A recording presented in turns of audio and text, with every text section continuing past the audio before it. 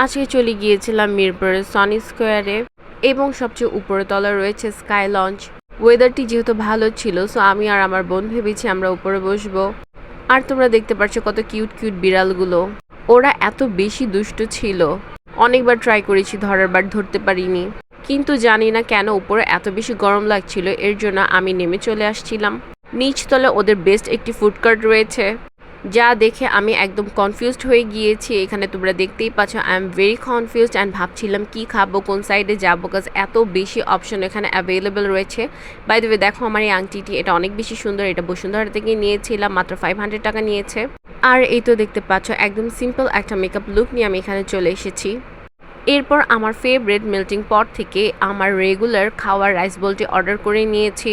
Trust me, আমি যতবার খাই ঠিক ততবারই প্রেমে পড়ে যাই। অ্যান্ড এই তো তোমরা দেখতে পাচ্ছ একদম আমার রিয়েল রিভিউ।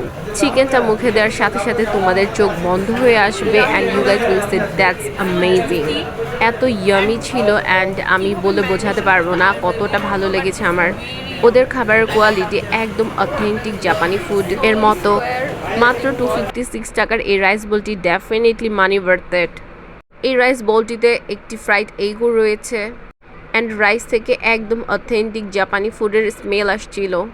তোমরা যারা যারা জাপানিজ কুইজিনের খাবার পছন্দ করো তাদেরকে আমি ডেফিনেটলি এই প্লেসটি রেকমেন্ড করব। এই প্লেসটিতে আমি বারে বারেই যাই, ওদের মিরপুর আউটলেটে আমার সবচেয়ে বেশি যাওয়া পড়ে। আমি এ পর্যন্ত না হলেও 10 থেকে 12 বার এই প্লেসটিতে গিয়েছি অ্যান্ড ওদের ডিফারেন্ট ফুডগুলো টেস্ট করেছি। অ্যান্ড ওদের একটি ফেমাস ডেজার্ট রয়েছে, লাভা কেক উইথ আইসক্রিম। আমি সবাইকে রেকমেন্ড করব ওইটা ডেফিনেটলি টেস্ট করতে। তো আজকের মতো এখানে শেষ করছি। আল্লাহ হাফিজ এভরিওয়ান।